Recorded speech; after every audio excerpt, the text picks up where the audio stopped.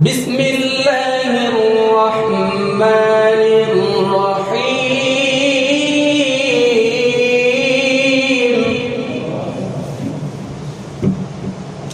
وقال الذين كفروا ربنا أرنا الذين أضلانا من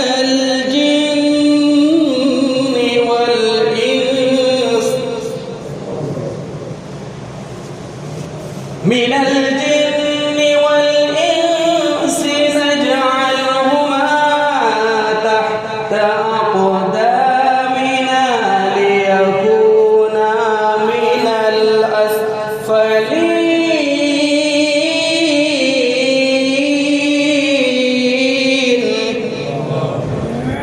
السلام عليكم ورحمة الله وبركاته.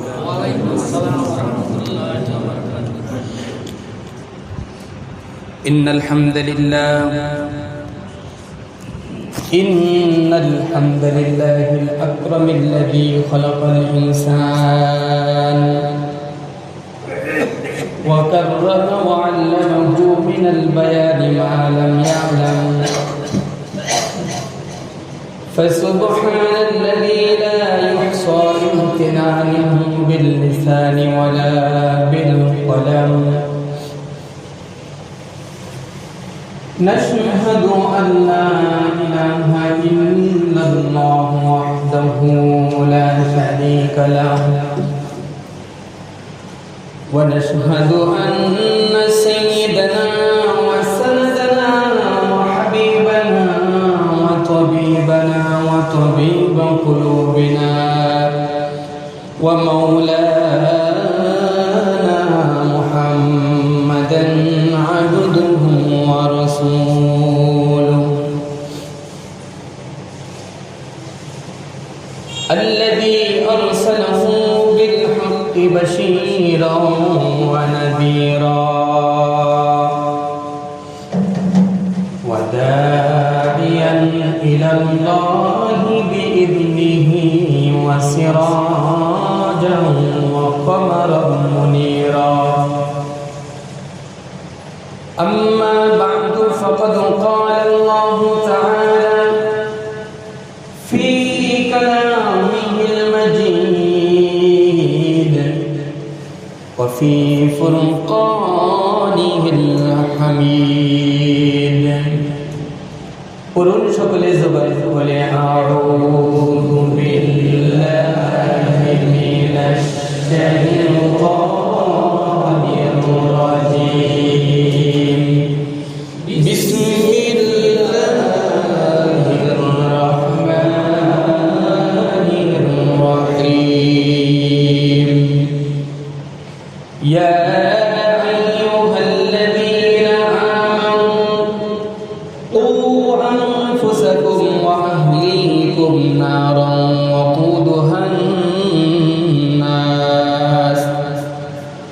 وقودها الناس والحجارة عليها ملائكة غلاظ شداد لا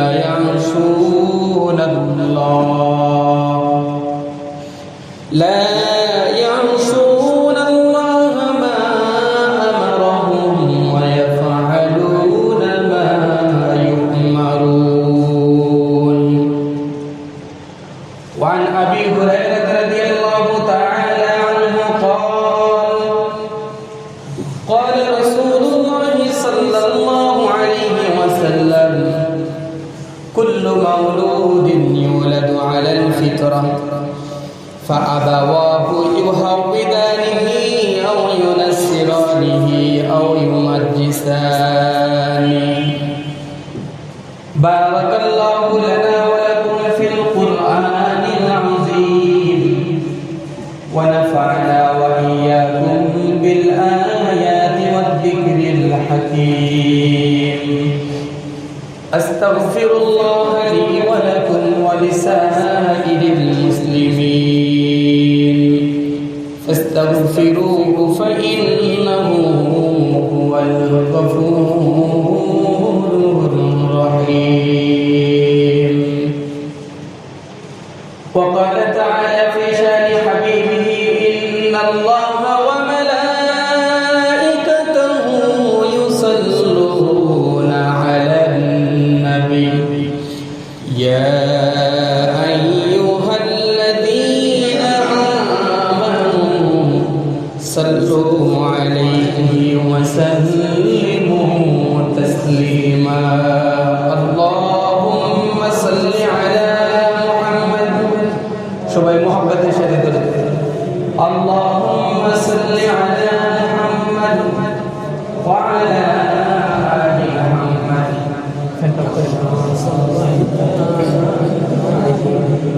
وعلى آل إبراهيم إنك حميد مجيد ওটা ঠান্ডা লাগতেছে বন্ধ করতে হবে اللهم بارك على محمد وعلى آل محمد ما باركت على إبراهيم وعلى آل إبراهيم إنك حميد مجيد উপস্থিত মুআজ্জাজ মুহতারাম সম্মানিত মুসলিম کرام মহাবিশ্বের এক ও অদ্বিতীয় অধিপতি আহকামুল হাকিমিন আল্লাহ রাব্বুল আলামিনের শাহী দরবার সেই দরবারে লাখো কোটি শুকর ও সুজুদ জ্ঞাপন করছি যে মহান মনিব আল্লাহ রাব্বুল আলামিন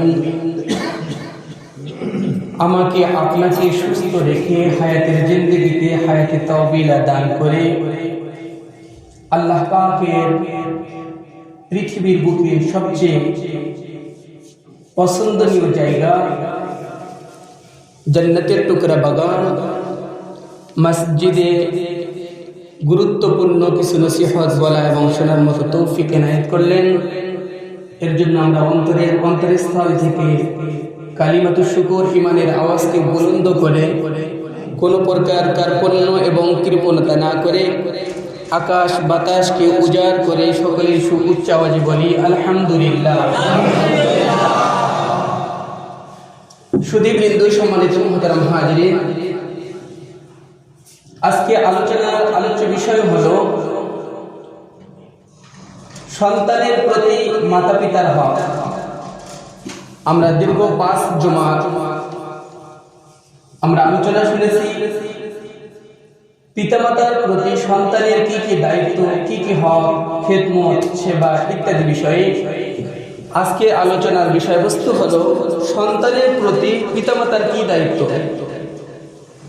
এই প্রসঙ্গে আপনাদের খেদমতের উদ্দেশ্যে কুরআনুল কারীমের 28তম পারার 19 নম্বর পৃষ্ঠা সূরাতুত তাহরিমের 1 নম্বর রুকু 6 নম্বর আয়াতে কারিমা তেলাওয়াত করেছি। আহাদিসে মুবারাকা রাসূলুল্লাহ সাল্লাল্লাহু আলাইহি ওয়াসাল্লামের জবান থেকে যতগুলি হাদিসে পাক পৃথিবীর বুকে আমরা শুনে থাকি, জেনে থাকি, সেই রাসূলের হাদিস থেকে বুখারী শরীফের 1358 নম্বর হাদিস আপনাদের খেদমতে তেলাওয়াত করেছি। আমাদের সর্বপ্রথম জানা দরকার, আপনার হোক কিংবা আমার হোক, প্রতিটি সন্তান ভবিষ্যৎ কর্ণধার, যাকে আমরা বাংলা ভাষায় স্লোগান হিসেবে শুনে থাকি, শিশুর পিতা ঘুমিয়ে আছে সব শিশুদের অন্তরে। প্রত্যেকটি সন্তান জাতির কর্ণধার, ভবিষ্যৎ কর্ণধার। কারণ আমি আপনি চলে যাব, পরবর্তীতে আবার তারা বড় হয়ে যাবে, তারা স্থান দখল করবে, আপন আপন আসনে আসীন হয়ে যাবে। এজন্য বলা হয় জাতির পিতা, প্রত্যেকটি সন্তান শিশুর পিতা ঘুমিয়ে আছে সব শিশুদের অন্তরে। আরবিতে যদি বলতে যাই তাহলে বলা হয় কাব্বারনা মাউতুল কুবারা, বড়দের অনুপস্থিতিতে ছোটরা বড় হয়ে যাবে, এটাই স্বাভাবিক। মহান আল্লাহ রাব্বুল আলামিন আমাকে আপনাকে সন্তানের মাধ্যমে আল্লাহ পাক আমাদেরকে ভারসাম্যপূর্ণ এবং আকর্ষক করে তুলেছেন। প্রত্যেকটি পিতামাতার কাছে প্রত্যেকটি সন্তান, প্রতিটি সন্তান আরাধ্য ধন, শ্রেষ্ঠ নিয়ামত, অমূল্য সম্পদ। পৃথিবীর প্রত্যেকটি ঘরে ঘরে প্রত্যেকটি মাতা পিতা চায় যে তাদের ঘরে সন্তান জন্মাক। বিবাহের ক্ষেত্রে দাম্পত্য জীবনে মানুষের আশা আকাঙ্ক্ষা ইচ্ছা তামান্না জেগে থাকে সবসময় যে আমাদের প্রয়োজনে সুন্দর ফুটফুটে কমল হৃদয়ে হাসি মুখে মতির আনুগত্যশীল একটি সন্তান আসুন। এটা যেভাবে প্রত্যেকটি মাতা পিতার হৃদয়কে খুশির স্পন্দন বানিয়ে দেয়, খুশি করে দেয়, ঠিক তেমনি ভাবে প্রত্যেকটি ঘরে শিশুর যদি কলকহলি না থাকে তাহলে সেই ঘরটি আনন্দ এবং আলোক উজ্জ্বল সাজসজ্জা এবং সুন্দরের যে বিষয়গুলি আছে এগুলি স্নান করে ফেলে। সেই বিষয়টা থাকে না, আনন্দ থাকে না। যে ঘরে শিশু থাকে তাদের কলকহলি থাকে, সেই ঘরে আনন্দ বেশি থাকে। এটার মর্যাদা আমি আপনি নাই বুঝলাম, কিন্তু যাদের সন্তান দাম্পত্য জীবনে নাই তাদের অভাব যে কতটুকু তারাই বুঝে। জোরে বলুন, ঠিক বললাম না? ঠিক বললাম। যাদের সন্তান নাই তারাই বুঝে যে আজকে যদি আমাদের একটা সন্তান থাকতো তাহলে আমাদের ঘরটা আলোক উজ্জ্বল হয়ে যেত, হাসি খুশিতে ভরপুর থাকতো, বাবা মার মন, দাদা দাদির মন, নানা নানির মন জুড়ে যেত। এই জন্য সন্তান শুধুমাত্র কেবলমাত্র পৃথিবীর বুকে আপনার আমার কাছে আল্লাহ তাআলা দিয়েছেন ফিতনা স্বরূপ, কিন্তু এটা সবচেয়ে বড় নিয়ামত। এই নিয়ামত দাতা কে? আল্লাহ। বলেন কে? আল্লাহ। ইমামে বুখারী রাহিমাহুল্লাহ বুখারী শরীফের 1358 নম্বর হাদিসে উল্লেখ করেছেন, আবু হুরায়রা রাদিয়াল্লাহু তাআলা আনহু-এর এই হাদিস, কুল্লু মাউলুদিন ইউলাদু আলাল ফিতরা, প্রত্যেকটি সন্তান স্বভাবজাত ইসলাম ধর্মের উপর জন্মগ্রহণ করে, পৃথিবীর বুকে আগমন করে। ফাআবাওয়াহু, অতঃপর তার বাবা, তার মা, তার গার্ডিয়ান ইউহাউইদানিহি, তাকে ইহুদি বানায়, আও ইউনাসসিরানি, নাসারা বানায়, আও ইউমাজ্জিসানি, অথবা অগ্নি পূজক বানায়।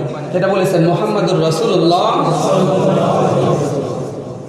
তার আগ মুহূর্ত পর্যন্ত প্রত্যেকটি সন্তান কমল হৃদয় নিয়ে নিষ্পাপ শিশু হয়ে মুসলমান হয়ে পৃথিবীতে আগমন করেন।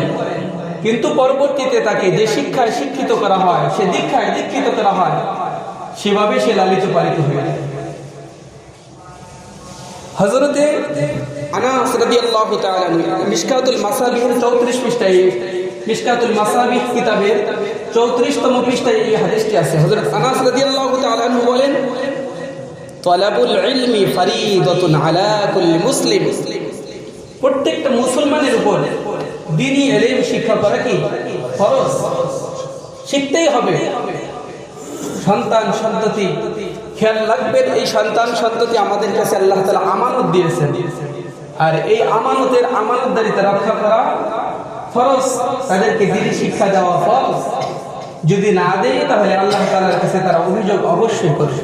খেয়াল রাখবেন, মনে রাখবেন, আপনার হোক কিংবা আমার হোক, এই শিশুটি ভবিষ্যতে তাদের আপন আপন স্থান দখল করে সেই জায়গায় সমাসীন হয়ে যাবে।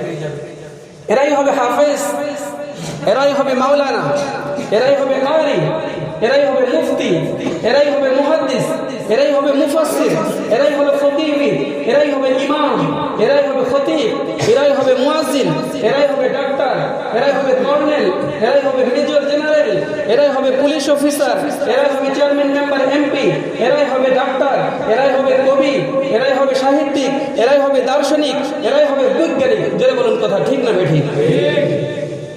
এই স্থানগুলি এক সময় তারাই দখল করবে, কিন্তু তাদেরকে যদি তাদের কমল হৃদয়ে আমার দ্বীনের খেদমত, ইসলামের যে বিষয়গুলো আছে, ফরজ বিষয়গুলো, এগুলো যদি জানানো না হয়, তাদের অন্তরে যদি প্রবেশ করানো না হয়, দ্বীনি শিক্ষা যদি তাদের অন্তরে ঢুকে না দেওয়া হয়, তাহলে তারা তাদের স্থান পর্যন্ত ঠিকই পৌঁছবে, কিন্তু মানুষকে ভুল ধারণা দিবে, মানুষের সাথে সুলুক ও আচরণের ক্ষেত্রে, সভ্যতার ক্ষেত্রে তাদের কৃষ্টি কালচারগুলো ইসলামিক হবে না, এগুলো হবে পশ্চিমা বিশ্বের সভ্যতা তাদের অন্তরে এটা লালন করবে, ইসলাম থেকে বহু দূরে চলে যাবে। জোরে বলুন কথা ঠিক না বেঠিক?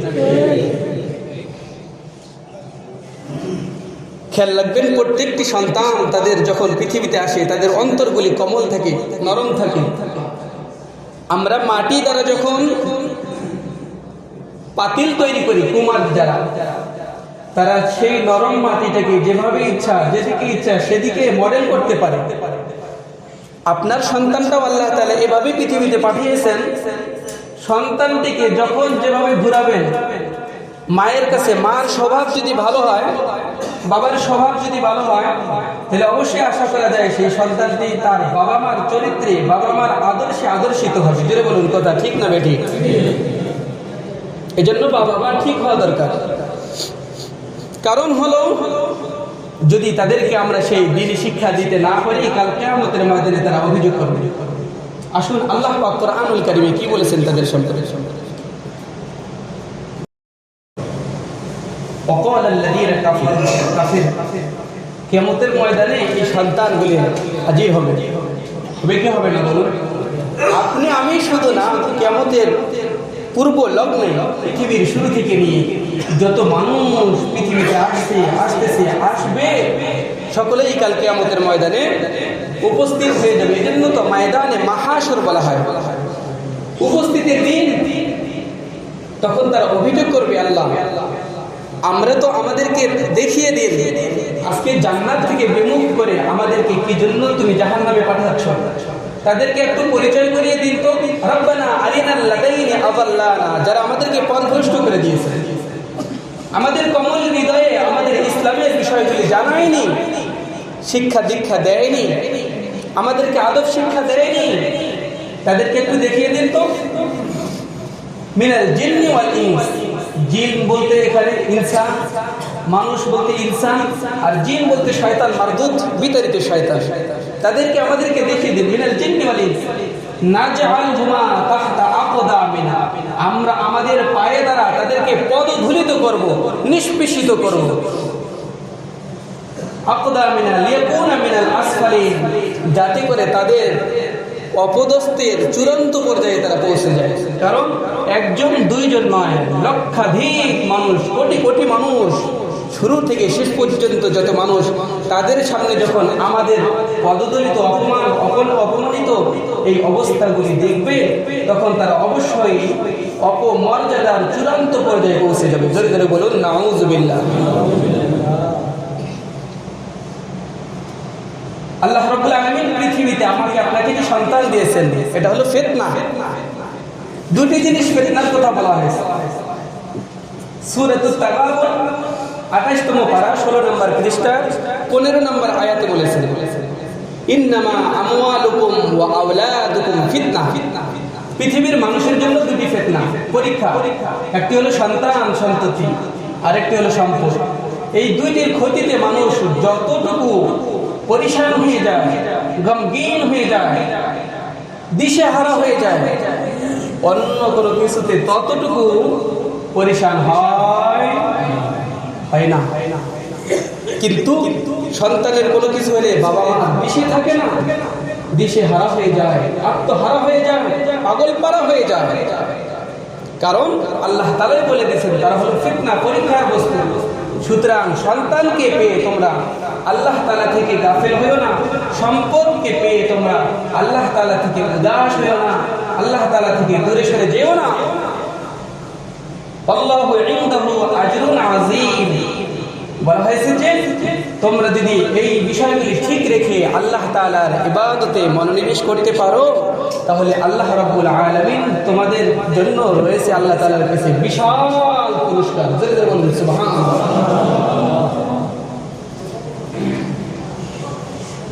ভাইরা আমার, বন্ধুগণ আমার, সম্মানিত সুধী, আল্লাহ তাআলা অন্যত্র 28তম পারা 19 নম্বর পৃষ্ঠা 1 নম্বর রুকু সূরাতুত তাহরীমের 6 নম্বর আয়াতে বলেছেন, ইয়া আইয়ুহাল্লাযীনা আমানু, হে ঈমানদারেরা, ও আনফুসাকুম ওয়া আহলিকুম নারা, তোমরা নিজেরাই জাহান্নামের আগুন থেকে বাঁচো এবং তোমাদের পরিবার পরিজন আহাল যারা আছে তাদেরকেও বাঁচাও।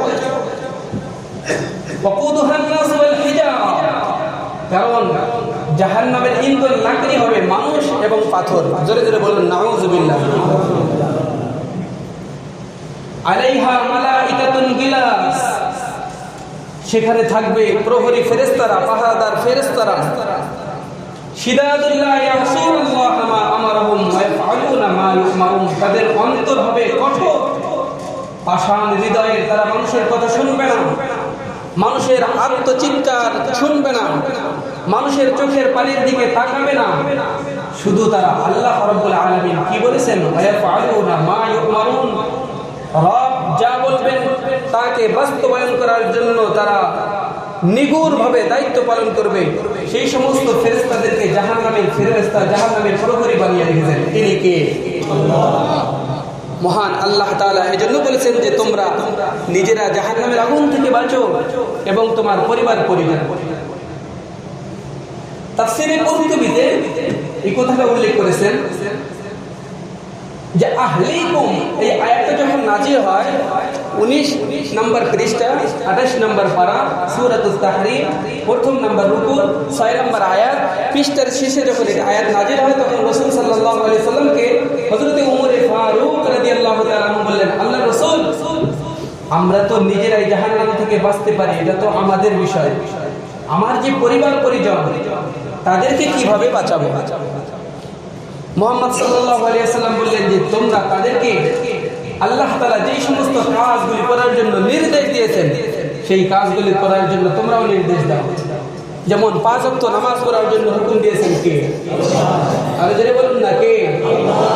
আপনি আমি কি একবারও আমার স্ত্রীকে বলেছি নামাজ পড়ো, নামাজ পড়ছো আজকে? বেপরদাগি, পর্দাহীনতার সাথে চলাফেরা করা, এটা নিষেধ করেছেন কে? এটা বিষয় ফরজ। আপনি আমি কি একবার জন্য বলেছি যে আমার স্ত্রী তুমি যদি আজকে পর্দা না করো, বেপর্দায় চলাফেরা করো, যারা রিশতাদারের মধ্য থেকে গায়রে মাহরাম, যারা আত্মীয়র মধ্য থেকে যাদের সাথে দেখা দেওয়া জায়েজ নাই, তাদের সাথে কি জন্য তুমি কথা বলো? এই কথাটা কি আমরা কোনোদিন বলেছি? বলি নাই। সুতরাং খেয়াল রাখবেন, ওই দিক থেকে আপনি আল্লাহ তাআলার কাছে জবাবদিহিতা করতে হবে। উমর ফারুক রাদিয়াল্লাহু তাআলা বললেন, আহাল দ্বারা কি বোঝায়? আল্লাহ রাসূল বললেন যে আহাল দ্বারা পরিবার পরিজন, তোমার সন্তান, তোমার স্ত্রী, তোমার বাবা মা, তোমার চাকর নওকর পর্যন্ত তোমার আহাল। কারণ চাকর নওকররা তোমার অধীনে থাকে, তাদেরকে নামাজের ছুটি দেওয়া।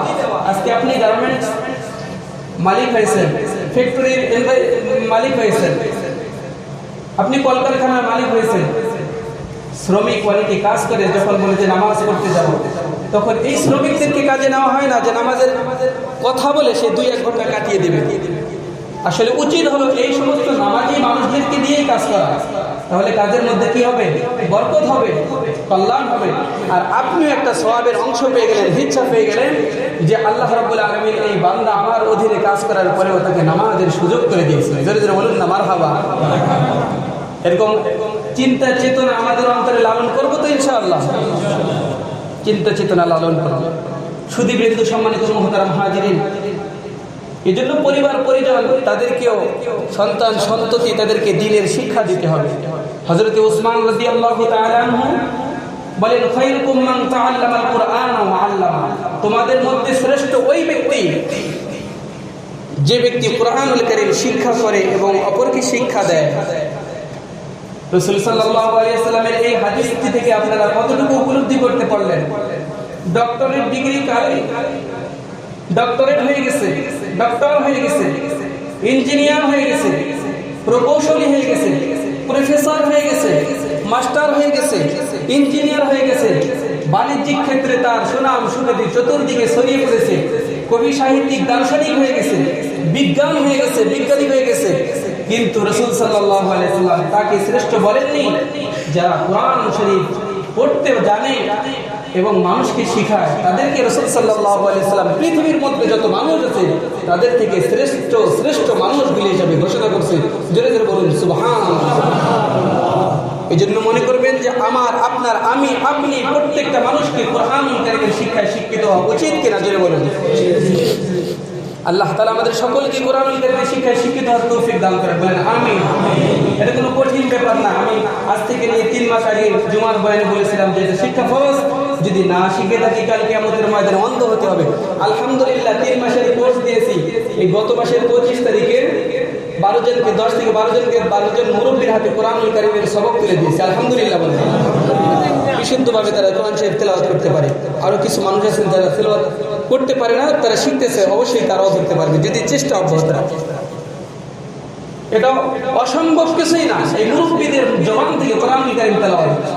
অথচ অসংখ্য যুবক আছে, আমরা কাজের দরুন আমরা সময় পাই না। হুজুর আমি ব্যস্ত থাকি, হুজুর আমি অফিস থেকে রাত 10টার সময় আসি, হুজুর আমি সকালবেলা ঘুম থেকে জাগতে পারি না। এই অজুহাত হুজুরকে দিতে পারেন, কিন্তু আল্লাহর কাছে এই অজুহাত চলবে না। সুতরাং আপনার সময়কে আপনি বের করবেন, আপনার কবরের সওয়াল জবাব আপনি দিবেন, আল্লাহর কাছে জবাবদিহিতা যদিও আপনি দিবেন। খেয়াল রাখবেন, হুজুর থাকবে না, এলাকার মানুষ থাকবে না, অন্যান্য মানুষ থাকবে না, কিন্তু সেদিনকার দশাটা কি হবে? 50 আলফা সানাতিন মিম্মা তাউদ্দুন, 50,000 বছর। আর দুনিয়ার একদিন, এক সেকেন্ড, এক মুহূর্তকে হিসাব করে সহজভাবে বলতে পারেন, আরে আল্লাহ রাসূল তো বলেছেন যে কোনো না কোনো একদিন মুমিন যদি হয়ে থাকি আল্লাহর জান্নাতে যাবই। জোরে জোরে বলুন নাউযুবিল্লাহ। এটা শয়তানের সুস্পষ্ট ধোঁকা, শয়তানের পথভ্রষ্টতার কারণ। জোরে জোরে বলুন নাউযুবিল্লাহ। আপনি কি চিন্তা করেছেন জাহান্নামের 1 সেকেন্ডের আগুন না, 1 মুহূর্তের আগুন যদি 1 ফোঁটা দুনিয়ার বুকে পড়ে, পুরা দুনিয়া, শুধু মিজমিজি এলাকা না, পুরা দুনিয়া তামাম হয়ে যাবে। জোরে বলুন নাউযুবিল্লাহ। আর আপনি সহজভাবে হিসাব করে নিয়েছেন যদি ঈমান থাকে অন্তরে। ঈমানের কি বুঝলেন? ঈমান কাকে বলে? আল ঈমানু সালাসাতুন মিনাল আশিয়া। ঈমান হলো 3টি জিনিসের নাম। একটা হলো তাসদীক বিল জিনান, অন্তরে বিশ্বাস করা। আমল বিল আরকান, আমল করা। আপনি আমল করেন, আপনি বলেন ঈমান আছে আমার। কি ঈমান বুঝছে? ঈমানের কি বুঝনে वाला ঈমান আছে, আমল করে না। মানুষকে বলা এই সমস্ত জিনিস নাই, আবার বলে যে ঈমান আছে আমি একদিন জান্নাতে যাব। এই ঈমানের জোরে আপনি জান্নাতে যাইতে পারবেন না, আপনার চাপায় থাপ্পড় দিয়ে জাহান্নামে ফাটাই দিবে ফেরেশতারা। সুদী বিন্দু সম্মানিত মুহতারাম হাজিরিন, খেয়াল রাখবেন, যেই ঈমানের দাবিদারে আপনি কোনো না কোনো একদিন জান্নাতে যেতে চাচ্ছেন, সেটা আপনার যুক্তি, কিন্তু আল্লাহর যুক্তিতে আপনি এখন ঈমানদার না। পূর্ণাঙ্গ ঈমান আনতে হবে। কোরআনুল কারীমে অসংখ্য জায়গায় এই কথাগুলি বলা আছে। মুআজ্জাজ ও মুকাররম সম্মানিত মুহতারাম হাজিরিন, আসলে বিষয়বস্তুর মোড় অন্যদিকে ঘুরে যাচ্ছে, এদিকে যাব না আমি। যেহেতু আমাদের বিষয়বস্তু, আলোচনার বিষয়বস্তু হলো সন্তানের প্রতি পিতামাতার দায়িত্ব। এজন্য প্রত্যেকটি পিতামাতাকে 1 নম্বরের কাজ হলো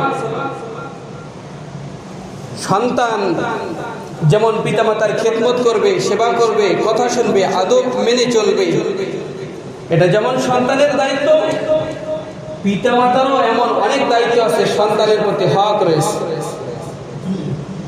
1 নম্বর হক হলো বিবাহের পূর্বেই সন্তানের জন্য একটি যোগ্য পাত্রী দেখা, যোগ্য মা দেখা, পর্দানশীল মা দেখা। আমরা তো খুঁজি যেটা আধুনিক, যেটা নাচতে পারে বেশি। অমুক স্টেজে দেখছি ওই মেয়েটাকে নাচতে, ওটাকে যদি আমি আমার ছেলের বউ বানিয়ে ঘরে আনতে পারি, কতই না ভালো হতো। নাউযুবিল্লাহ বলেন। এরকম চেতনার মধ্যে আছে কিনা জোরে বলেন? অবশ্যই আছে, অবশ্যই আছে। এই জন্য সর্বপ্রথম আপনি যদি ভালো ফসল চান, তাহলে ভালো একটি গাছ লাগাতে হবে। আমরা দিনদার খুঁজি না, আজকে খুঁজি টাকাওয়ালা, খুঁজি বিদেশি। এই খুঁজতে খুঁজতে কত বছর যে চলে যায় তা আদৌ কল্পনা করতে পারি না। অথচ সন্তানকে বিবাহ দিতে হবে, এই হুকুম তো আপনারই ছিল, আল্লাহ তাআলার হুকুম ছিল, নবীর হুকুম ছিল, দায়িত্ব তো আপনার ছিল। কতটুকু পালন করেছেন আপনি? ছেলেদের কথা বলবো, মেয়েদের কথা বলবো না, কারণ মেয়েরা তো আর আমার সাথে এই কথা বলে না। ছেলেরা অনেকেই অভিযোগ করে যে হুজুর 5 জুমা লাগাতার সুন্দর সুন্দর চমৎকার বয়ান করলেন, বাবা মার খেদমত করতে হবে। আলহামদুলিল্লাহ, আমরা যুবকরা অনেক খুশি, এখন আমরা বাবা মার কথা মানবো ইনশাআল্লাহ। কিন্তু আপনি তো আমাদের বিষয়ে কোনো ওয়াজ করলেন না হুজুর, আমরা তো বিয়ের বয়সে পাইকে গেছে, আগে বিয়ে দিয়ে দেবো। আমাদের বিয়ার বয়স পার হয়ে যেতেছে কিন্তু বিয়া দেয় না বাবারা। এই ভাই দোস্ত বুজুর্গ করা সম্মানিত সুদী মুহতারাম হাজির মুসল্লিন একরাম, আপনাদেরকে বলছি খেয়াল করে শুনেন। দেখেন তো আপনার ছেলেটার বয়স কত? আপনি কি আদৌ উচিত করতেছেন কিনা যে আপনার সন্তান বিবাহের লায়ক হয়ে গেছে, উপযুক্ত হয়ে গেছে, কিন্তু আপনি বিবাহ দিচ্ছেন না? এভাবে বোনদের ব্যাপারেও বলবো, আমার অনেক বোন হয়তো বা এলাকায় থাকতে পারে, তারা তো আর আমাকে শরমের মেয়েদের লজ্জা বেশি, তারা তো এই কথা বলবে না, কিন্তু যেহেতু ছেলেগুলি আমার কাছে এই অভিযোগ দায়ের করছে, তাহলে অবশ্যই তাদেরও অন্তরে এমনটা আছে। তাহলে কেন আপনি তাদের অধিকারকে খর্ব করছেন? এক নম্বর শর্ত হলো দিনদার একটা মায়ের ব্যবস্থা করা। যদি মেয়ে হয়ে থাকে টাকাওয়ালা না, টাকার মধ্যে সুখ শান্তি নাই, ইসলামের মধ্যেই সুখ শান্তি সফলতা কামিয়াবি। আপনি নামাজি একটা যোগ্য পাত্র দেখে দেন, বর দেখে দেন, তাহলে তাদের ঘর থেকে সুসন্তানের আশা করতে পারবে। যেটা বলুন না, ঠিক না বেঠিক? সুসন্তানের আশা করতে পারবে। 3 নম্বর বিষয় হলো যখন দাম্পত্য জীবনের সুসঙ্গিনী পেয়ে যাবে, তখন শারীরিক মেলামেশার ক্ষেত্রে অবশ্যই দোয়া করতে হবে। আমরা অনেকেই দোয়াগুলি জানি না। হাদিস শরীফের অনেক রেফারেন্স আছে, রেফারেন্স দিলে হয়তো অনেকেই না বুঝতে পারেন। অনেক হাদিসের রেফারেন্স আছে আমার কাছে। রাসূল সাল্লাল্লাহু আলাইহি ওয়াসাল্লাম বলেছেন, যে ব্যক্তি দাম্পত্য জীবনে, বৈবাহিক দাম্পত্য জীবনে শারীরিক মেলামেশার ক্ষেত্রে, স্ত্রীর সাথে মেলামেশার ক্ষেত্রে আগে দোয়া করে নেয়, আল্লাহ রাসূল বলেন যে তার মাধ্যমে যদি দোয়ার পরে, ওই শারীরিক মিলনের পরে যদি বাচ্চা জন্মগ্রহণ করে, তাহলে শয়তানের ওয়াসওয়াসা এবং শয়তানের ক্ষতি থেকে সেই বাচ্চাটাকে আল্লাহ তাআলা নিরাপদে রাখেন। জোরে বলুন সুবহানাল্লাহ। বিসমিল্লাহ আল্লাহুম্মা জান্নিবনা শাইতান ওয়া জান্নিবিশ শাইতান মা রাযাকতানা। ছোট একটা দোয়া, এটাই আমরা জানি। এই দোয়াগুলি আমরা শিখে নিব, এই দোয়াগুলি আমরা পাঠ করব। ভাইরা আমার, বন্ধুরা আমার, বিষয়বস্তু একটা পিতার জন্য, একটি মাতার জন্য অনেকগুলো। 4 নম্বর যে বিষয়টি, শারীরিক মিলন হওয়ার পরে আল্লাহ রাব্বুল আলামিনের দরবারে দোয়া করতে হবে। আল্লাহ রাব্বুল আলামিন তার দরবারে কিভাবে দোয়া করতে হবে সেটাও আল্লাহ তাআলা কোরআনুল কারীমে বলে দিয়েছেন। 3 নম্বর পারা, 14 নম্বর পৃষ্ঠা, 1 নম্বর লাইনে সূরা আলে ইমরানের 38 নম্বর আয়াতে বলেছেন, রব্বি হাবলি মিন লাদুনকা যুররিয়াতান তাইয়্যিবাহ ইন্নাকা সামিউদ দুআ। হে আমার প্রতিপালক, আমাকে সন্তান দান করো। শারীরিক যেহেতু মিলন হয়ে গেছে, এখন কর্তব্য হলো দোয়া করা। হে আমার প্রতিপালক, আমাকে সুসন্তান দান করো। মিল্লাদুনকা রাহমা, এই সন্তানটা হবে তোমার পক্ষ থেকে। ইন্নাকা সামিউদ দুআ, দোয়া শ্রবণ করার পৃথিবীতে যদি কেউ না থাকে, তুমি একমাত্র কে? আল্লাহ। এটা হযরত জাকারিয়া আলাইহিস সালাম দোয়া করেছেন। তার আগে বলা হয়েছে হুনালিকা দাআ জাকারিয়া রাব্বাহ। জাকারিয়া আলাইহিস সালাম আল্লাহ তাআলার দরবারে দোয়া করেছেন। একটু এটার দিকে টাচ দেই। জাকারিয়া আলাইহিস সালাম বয়োবৃদ্ধ বয়সে উপনীত হয়ে গেছেন, হাড্ডিগুলি পেকে গেছে। আসলে ওয়াজ করতে করতে ওইদিকে চলে গেলাম। তার একটু পরিচয় সম্পর্কে আল্লাহ রাব্বুল আলামিন 16 নম্বর পারা 4 নম্বর পৃষ্ঠা সূরা মারিয়ামের 2 নম্বর আয়াতে বলেছেন, আযকুর রাব্বাকা আযকুর ফিল কিতাব। এই সমস্ত কথা দিয়ে, এই সমস্ত আয়াত দিয়ে আল্লাহ রাব্বুল আলামিন ইশারা করেছেন জাকারিয়া আলাইহিস সালামের কথা, যে জাকারিয়া আলাইহিস সালাম বয়োবৃদ্ধ বয়সে উপনীত হয়ে গেছেন। ওয়াশতা আলা রাসিল শাইবা, হাড্ডিগুলি পেকে গেছে, মাথার চুল বয়সের কারণে সাদা হয়ে গেছে, শুভ্র হয়ে গেছে। তবুও তিনি নিরাশ হয় নাই, কারণ মারিয়াম আলাইহিস সালামের কাছে গিয়ে দেখে, মা তোমার হাতে এগুলো কি? বাইতুল মুকাদ্দাসে মারিয়াম আলাইহিস সালামের হাতে দেখে যেই সিজনে ফল নাই, সেই সিজনের ফলগুলি মারিয়াম আলাইহিস সালাম আল্লাহ তাআলার পক্ষ থেকে প্রাপ্ত হয়ে সুন্দরভাবে সেইগুলি মসজিদে বসে বসে খাচ্ছে। সুবহানাল্লাহ। জাকারিয়া আলাইহিস সালাম দেখলেন যে সিজনে ফল নাই, এখনকার মতো ফ্রিজ নাই, এখন কিভাবে এই সিজনের ফলগুলি আনসিজনের ফলগুলি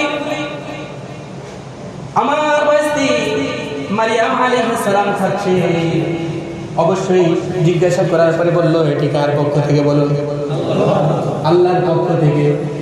মারিয়াম আলাইহিস সালামের এই জবাবে জাকারিয়া আলাইহিস সালামের অন্তরের মধ্যে আবার লালিত হতে লাগলো যে আল্লাহ তাআলা সৃজনবিহীন ফল দিতে পারেন মানুষকে উপহার উপঢৌকন হিসাবে। যদি আমার সৃজন নাই, আমাদের সময়ের বর্তমান মানুষের 55 বছর বয়স হয়ে গেলে পুরুষ হোক কিংবা মহিলা হোক, ফিকহাবিদগণ বলে সামনে আয়াস, তাদের আর মাসিক হবে না, মেন্স হবে না, পুরুষের ক্ষেত্রে আর বাচ্চা হওয়ার সম্ভাবনা থাকে না। ফিকহাবিদগণ এই চমৎকার চমৎকার তথ্য দিয়ে থাকেন। কিন্তু জাকারিয়া আলাইহিস সালামের বয়স অনেক হয়ে গেছে, শুভ্র জল হয়ে গেছে, দাড়ি চুল। আল্লাহর দরবারে নিরাশ না হয়ে দোয়া করতে লাগলেন, রব্বানা হাব লানা মিন লাদুনকা যুররিয়াতান তাইয়্যিবা। হে আমার প্রতিপালক, তুমি আমাকে তোমার পক্ষ থেকে সন্তান দান করো। আল্লাহ রাব্বুল আলামিন দুআকে কবুল করে নিলেন।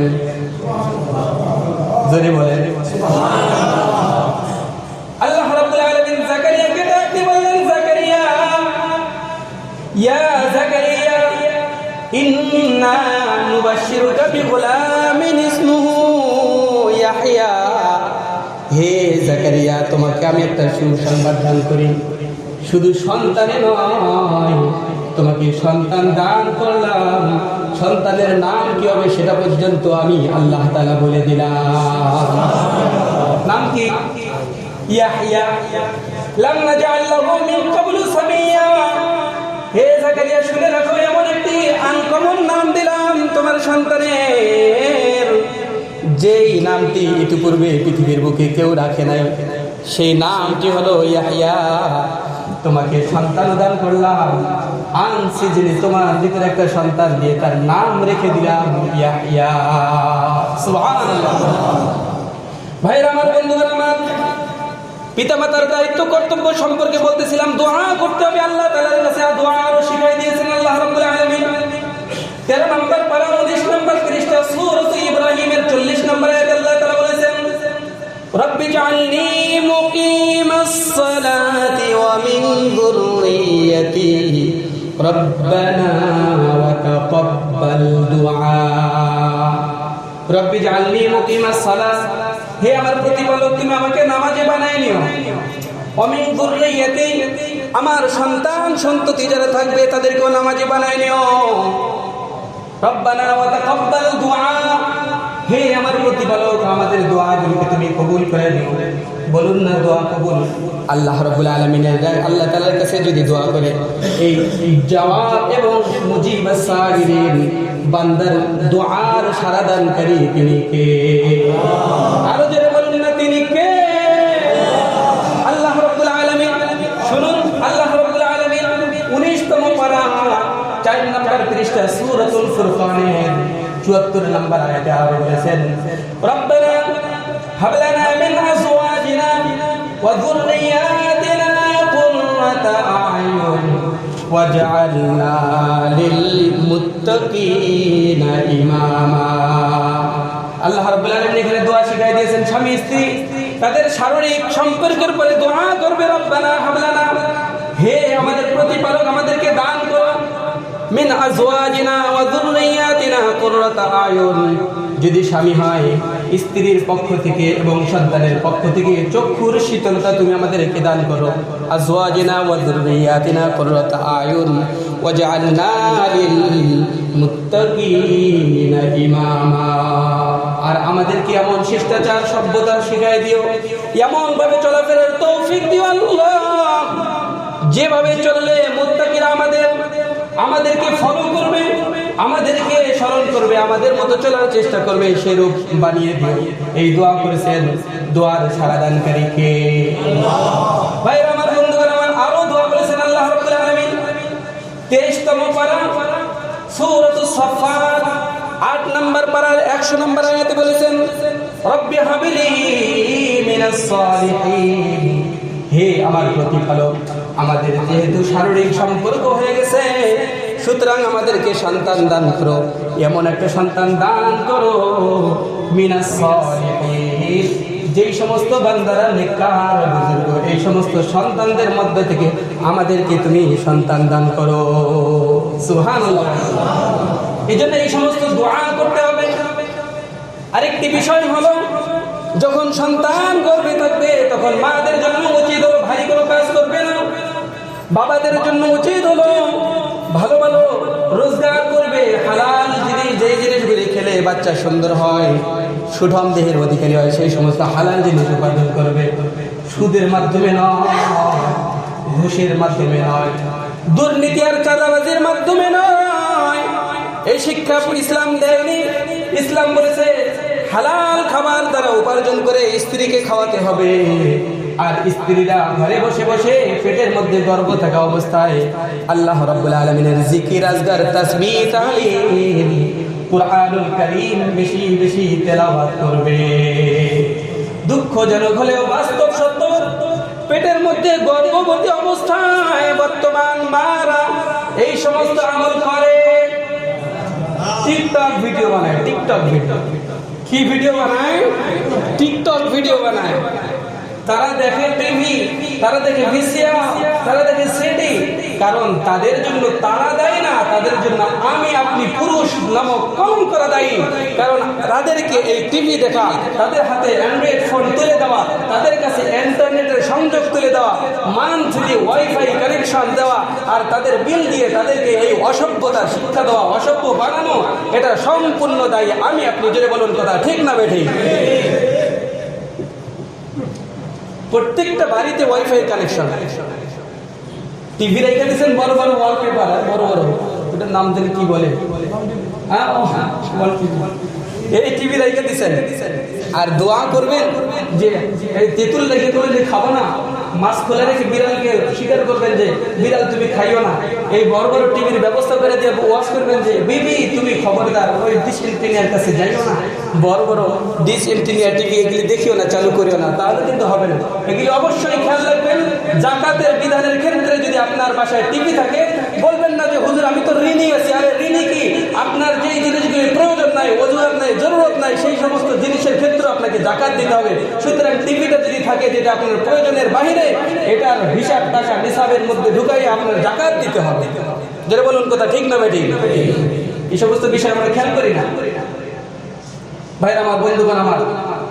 আবার বিষয় হলো, সন্তান যখন দুনিয়াতে আসবে, সেই সন্তানকে আমরা আসার সাথে সাথে আলহামদুলিল্লাহ বলবো, বৈষম্য করবো না।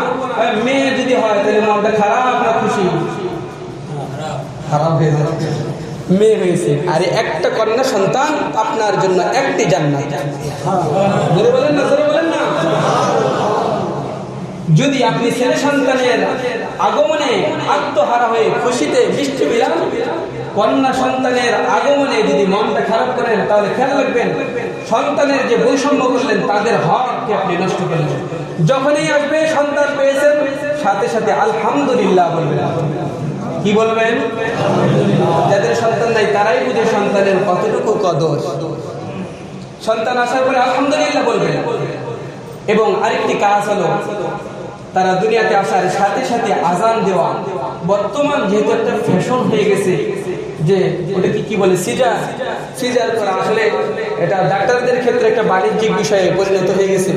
যদিও সিজারের মাধ্যমে হয়, তবুও আমরা অনেকের ধারণা একটা স্পষ্ট করে দিই, আমি ফুটে তুলি যে মনে করে যে মহিলাদের জন্য তো আজান একামত দেওয়া জায়েজ নাই, এই জন্য অনেক বাচ্চা ইসলামের হুকুম থেকে প্রথমেই বঞ্চিত, আজান একামতের বিষয়গুলি থেকে বঞ্চিত হয়ে যায়।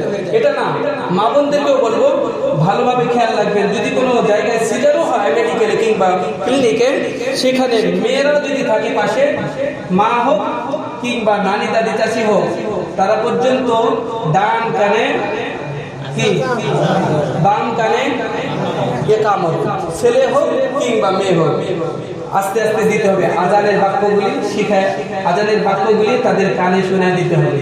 জোরে জোরে দাঁড়িয়ে আজান দিতে হবে। আর যদি পুরুষ মানুষ থাকে তাও তো আলহামদুলিল্লাহ শুনাই দিব। কিন্তু অনেক ক্ষেত্রে মেয়েরা থাকে, মেয়েদেরকে বলবো মহিলা যারা থাকবেন তারাও আজানের বাক্যগুলি, একামতের বাক্যগুলি তাদের কানে পৌঁছে দিতে পারেন। আল্লাহ রাব্বুল আলামিন আমাদের সকলকেই সন্তানের যে সমস্ত হক, এই সমস্ত হকগুলি আদায় করার তৌফিক দান করেন। যদি বলুন আমিন। ওয়া আখিরু দাওয়ানা আলহামদুলিল্লাহ।